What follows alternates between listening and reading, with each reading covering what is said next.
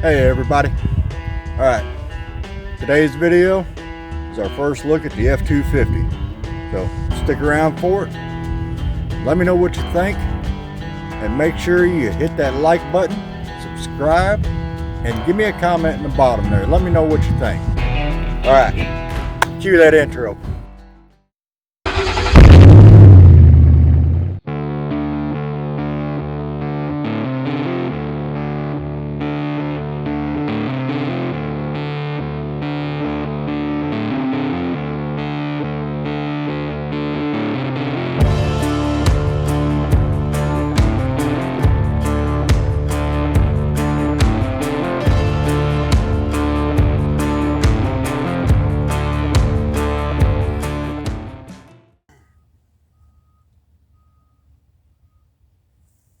Hey y'all, I want to welcome you to Camp Jackson Overland.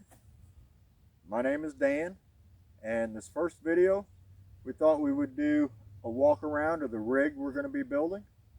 So I hope you stay tuned every week to see what we've changed and what we've upgraded. Now for the truck, she is a 2011 Ford F250 Super Duty. I've seen way too many Tacoma builds out there. Nobody's building the big full-size trucks, and I understand why. The weight, the maneuverability, the size, but there's some areas I'm not going to be able to go in this thing, but I'm okay with that. I like a big full-size truck. Now this one, she is running the 6.2 gas, and I know you diesel owners are going to say, well, you can't tow anything with that. Wrong. I don't need to tow anything more than what this already can handle. She's got a 14,000 pound towing capacity with a 4,000 pound payload capacity. That's all I need. I'm not pulling cattle trailers with this thing. So if you need a diesel, and if that's for what you're doing, by all means. Me, I like the gas engine. Now, she's running the 6.2 gas.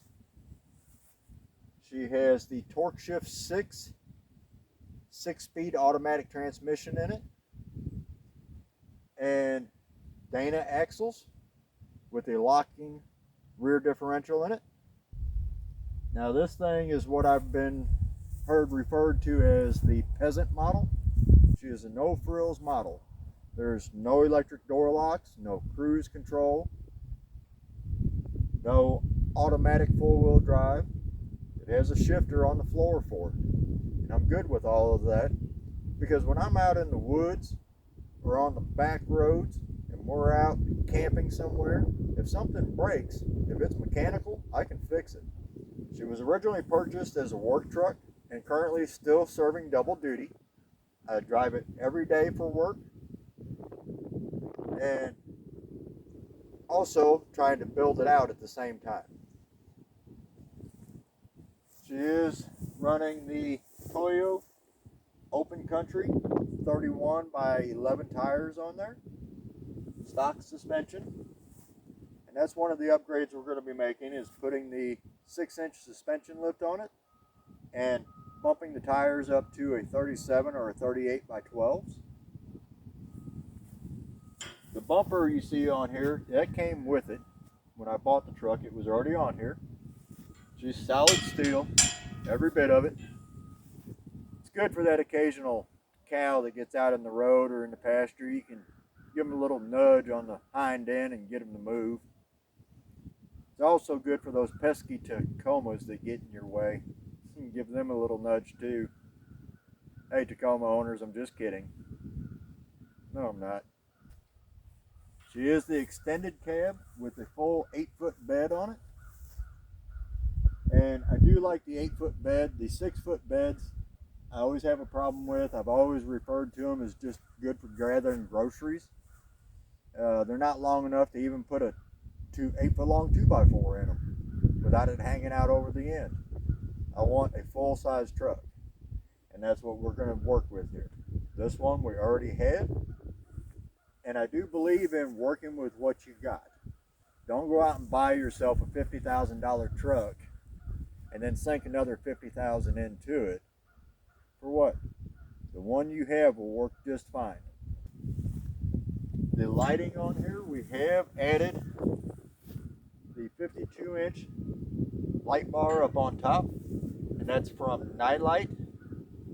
That one there is 783 lumens, or 783 watts, 80,000 lumens. Should light it up for a long ways. The headlights, we've upgraded to the Farins. These are a 12,000 lumen pair, 6,000 lumens per side. We've added the Nightlight 6-inch light pods in the bumper, and we do have 4 of those in here. I have 2 facing straight forward and 2 facing out to the side as ditch lights. That, in combination with the light bar, is all the light I need to see ahead of me. We do have the LED running board lights that were added to it as well. Those are tied into the accessory switch. When you open the door, the lights will come on automatically and then turn themselves off. I do have override switches on them inside to where I can independently control the left or right side. So when we're camping, and once the camper shell and rack is added, there'll be additional lighting up on top. And I wanted to be able to light up either just the left side, the right side, or the back of the truck. So I have switches inside that will control everything independently. As I said earlier, we do already have the camper shell for it. I currently have all the windows out of it, sanded down, making some repairs to it. It was used. I did not pay that much for it, but it is the extra tall camper shell for additional headroom for us. Once we have the camper shell on, then we're planning to build out the inside of that. We'll be adding a full-size bed for us, which will a futon style, so that way we'll have the room to walk up and down in there, and then just use it as a couch if we need to. We can sit there and watch TV or fold it out when it's time for bed. We do not need a rooftop tent on here. I've always wondered about that too.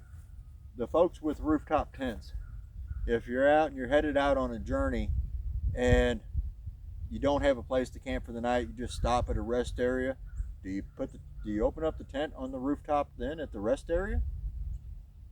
Can't say that I've ever seen one like that. Myself though, with this truck, I'll be able to just climb in the back of it and go to sleep and nobody will know I'm in there. We will add solar panels to it as well. Suspension upgrades, tires. We got a long ways to go, folks. A lot of work to do. So if anybody wants to come help you, just let me know. Don't forget to hit the like button, subscribe, and hit that notification bell so you get notified of all the new videos we're coming out with. Whether they be on the truck builds, which we'll try and have out every Friday, or on our cooking videos, which we'll have out on Wednesdays. That way you all can decide which ones you like.